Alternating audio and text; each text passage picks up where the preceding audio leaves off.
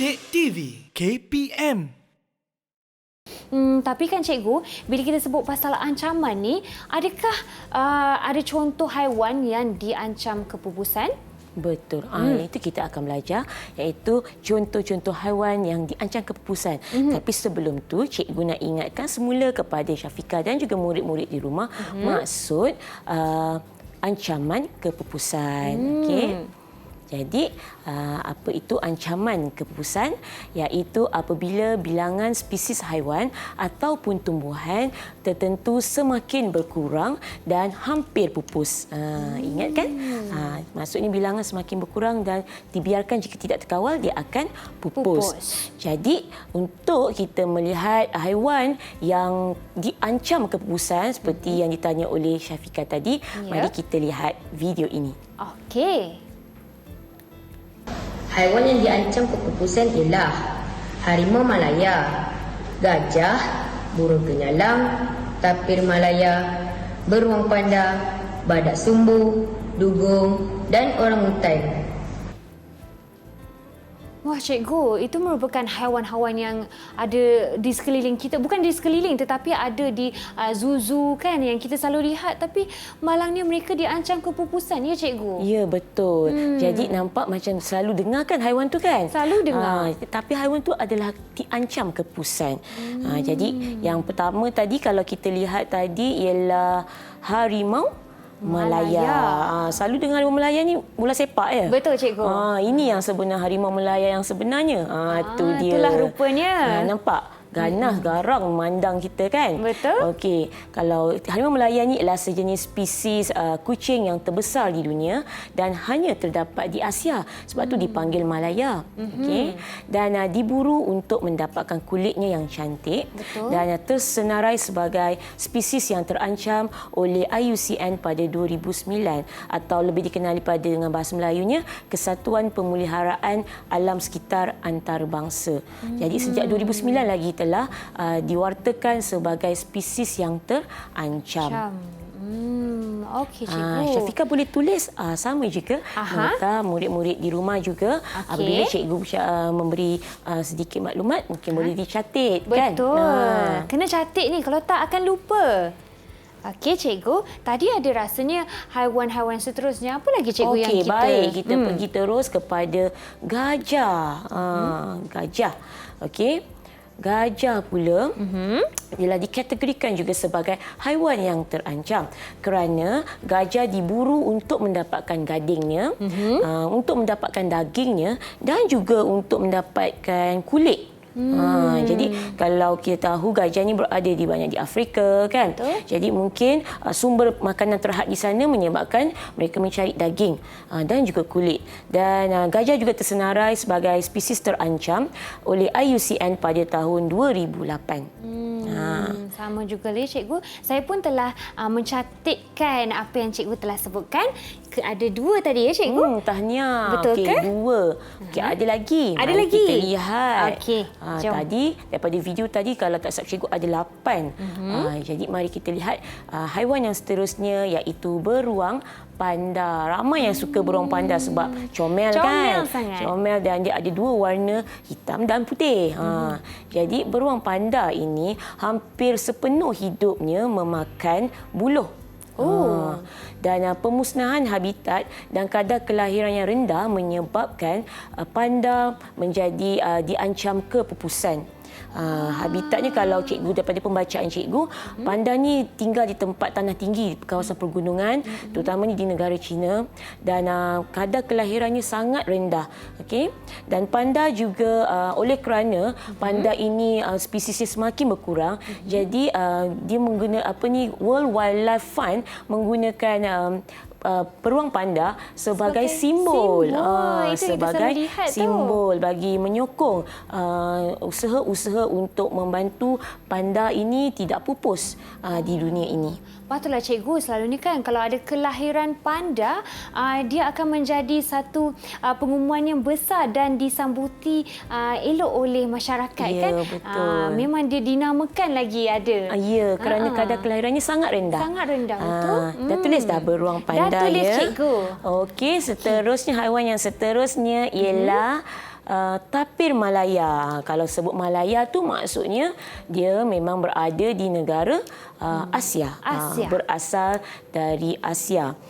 Tapir ini mengalami diancaman kepupusan kerana pemburuan haram dan juga pemusnahan habitat yang mendedahkannya kepada kemalangan jalan raya. Oleh kerana habitat hutan telah diterokai oleh manusia, tapi ini keluar dan telah berada di jalan raya, tak pandai tapi pun tak pandai untuk melintas. Jadi banyak sangat tapir yang mati disebabkan kemalangan dilanggar oleh kereta kenderaan. Dan tapir juga telah tersenarai sebagai spesies yang terancam oleh IUCN pada tahun 2000. 2000. Wah, dah lama juga tu ya cikgu. Ya. Jadi dah tulis, murid-murid pun di rumah tapir Malaya. Okey, kita sama-sama tulis ya. Seterusnya ialah sebenarnya banyak haiwan yang terancam, tapi kita boleh cikgu terangkan di sini 8 sahaja. Okey, yang seterusnya ialah badak sumbu. Kalau tengok kat situ kita nampak ada sumbu di bahagian hadapan hidung tu kan. Okey, jadi badak sumbu ni diburu untuk mendapatkan tanduknya. Sebagai bahan perubatan tradisional. Jadi tanduk ni juga digunakan sebagai bahan hulu pisau belati. Okey. Seterusnya dah tulis ya? Dah tulis cikgu. Seterusnya ialah dugong. Okey, dugong diburu untuk mendapatkan daging dan minyak. Kadar kelahiran dugong juga rendah. Dan dugong ni boleh dijumpai di Australia, perairan utara Australia. Pemburuan haram, pencemaran laut, aktiviti perikanan yang tidak terkawal, diancam ribut laut dan juga serangan parasit dan juga jerung menyebabkan jumlah dugong semakin berkurangan. Wah, banyak betul dugaan dugong ni cikgu. Ya, betul. Seterusnya, haiwan yang seterusnya iaitu orang utan.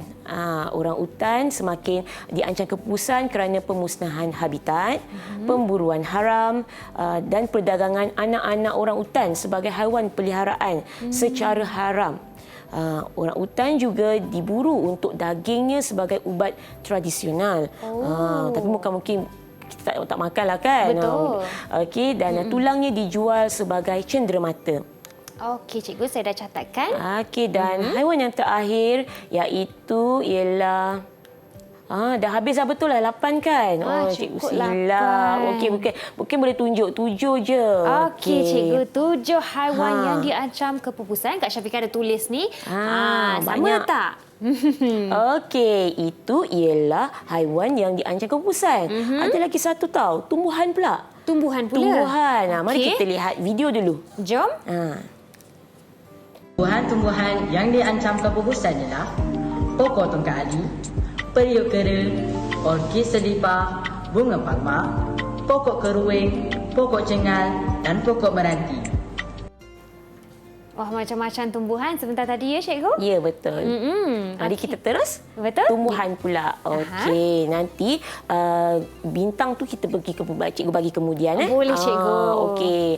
Jadi tumbuhan pula yang diancam kepupusan iaitu pokok tongkat ali. Pernah dengar kan? Pernah dengar, cikgu. Pokok tongkat ali ni terkenal dengan akarnya dan dia digunakan dalam perubatan tradisional.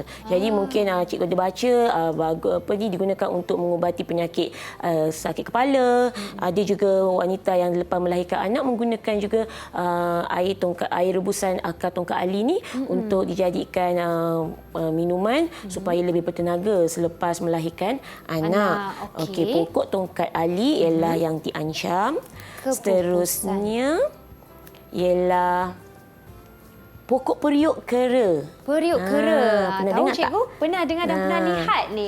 Jadi pokok periuk kera ni digunakan, dia diancam kepupusan disebabkan oleh penggunaan periuk kera itu sebagai untuk hidangan makanan. Lemang periuk kera yang pernah viral sebelum ni. Betul. Tapi mungkin pendedahan kurang menyebabkan mereka menjual. Jadi mungkin selepas ni ada kesedaran, jadi mungkin tidak ada lagi orang menjual lemang periuk kera tu. Betul kan? tu, cikgu. Okey, seterusnya ialah tumbuhan orchid selipar. Orchid selipar. Orchid selipar. Murid pun jangan lupa ya menyalin contoh-contoh tumbuhan tadi. Okey, kalau kita lihat pada gambar ni, orchid selipar ni bentuknya macam selipar. Okey, hidup subur di kawasan lembap dan teduh di tanah tinggi antara 700 hingga 1,200 meter dari paras laut. Dan nilai pasarannya agak tinggi oleh peminat-peminat orchid sehingga boleh mencecah ribuan ringgit untuk mendapatkan orchid selipar ni. Maksudnya cikgu, orchid selipar ni berbanding dengan orchid biasa, dia lebih kurang bilangan dia. Dia bukan kurang, dia sukar didapati. Dan bentuk ni yang unik menyebabkan peminat orchid dia sanggup. Jadi bila dah jumpa tu dia akan ambil dengan kuantiti yang banyak. Patutlah. Okey, seterusnya ialah tumbuhan bunga pakma. Okey. Kalau sebut bunga pakma mungkin ramai tak tahu, tapi kalau cikgu sebut Rafflesia mungkin ramai yang lebih kenal. Nama Melayunya bunga pakma. Ya, nama Melayunya bunga pakma. Okey, bunga terbesar di dunia dan bunganya kembang, nampak cantik tetapi dia mengeluarkan bau yang busuk. Okey, dan pemusnahan habitat untuk aktiviti penanaman sayur menyebabkan bunga pakma ini semakin berkurangan. Jadi bunga pakma ni rasanya kalau orang melihat, boleh ke dia terus angkat bawa balik cikgu? Tak boleh, kerana kan? dia telah dijadikan sebagai telah diwartakan sebagai tumbuhan yang diancam kepupusan. Syafiqah tak boleh ambil, murid-murid di rumah juga tak boleh. Nanti kena denda. Ya, Okey, betul. Tak boleh.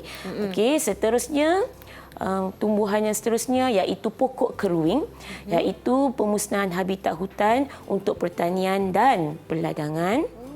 Pokok keruing. Seterusnya ialah pokok cengal. Pokok cengal ni untuk membuat perabot, untuk membuat bangunan, dan pembalakan haram kerana sangat diperlukan dan harganya sangat mahal jika dijual dalam pasaran haram. Jadi ini sebab itu dia sangat diperlukan dan kuantiti ini pun semakin berkurang. Okey, pokok cengal. Dan yang seterusnya ialah pokok meranti. Sama juga seperti pokok cengal, pokok meranti juga diburu ditebang secara haram, berleluasa kerana nilai kayu itu sangat tinggi. Okey. Buat perabot juga ya cikgu? Ya, buat perabot, buat bangunan dan pelbagai lagi lah. Dia kukuh ya cikgu? Kerana kuat dia punya tu, kukuh lah kan, dan kuat. Okey, jadinya seterusnya cikgu nak tanyalah semula kepada Syafiqah. Namakan dua haiwan yang diancam kepupusan. Okey, contoh dua haiwan yang Kak Syafiqah ingat, harimau Malaya dan juga gajah. Betul. Tanya 2 bintang. 2 bintang, okey. Okey. Dan kemudian ingat, baguslah. Namakan pula tumbuhan yang diancam kepupusan. Yang ini cikgu nak berikan cikgu 3. 3 cikgu. Wah, okey. Yang pertama yang saya ingat pokok cikgu. Ada 2 yang untuk buat perabot tu, pokok meranti dan juga pokok cengal. Baik. Lagi satu pokok pakma ya. Bunga pakma. Bunga pakma Rafflesia. Cikgu betul ke jawapan saya? Okey, betul. 3 bintang untuk 3 Syafiqah. bintang. Dan banyak lagi contoh sebenarnya. Rakan-rakan, kita boleh harap anda semua telah catatkan yang sebentar tadi Cikgu Ika telah nyatakan. Kalau tak catat ni kita lupa ya Cikgu. Betul. Dan Cikgu saya nak tanya, mungkin untuk bagi sedikit gambaran semula kepada murid-murid kita, Cikgu boleh bagi kesimpulan ringkas bagi segmen ni. Baiklah, untuk haiwan atau tumbuhan yang diancam kepupusan ni, murid-murid kena tahu bahawa bilangan haiwan atau tumbuhan ini semakin berkurang disebabkan oleh aktiviti manusia. Jadi kita akan selalu nampak tumbuhan-tumbuhan tu dan haiwan tu, tetapi kita rasa macam tumbuhan tu banyak ataupun haiwan tu banyak, tetapi kalau dikira jumlahnya dalam dunia dia adalah sedikit. Jadi murid-murid di rumah bila dah belajar haiwan atau tumbuhan yang telah yang hampir pupus ini, jadi selepas ini janganlah merosak merosakkan. Contohnya tumbuhan tadi, macam tadi kan bunga pakma tadi kan. Betul. Atau orkid, okey, orkid selipar tadi, dan supaya kita kena jaga supaya kita murid-murid kita simpan hazanah ni supaya boleh dilihat nanti pada generasi akan datang. Akan datang. Didik TV KPM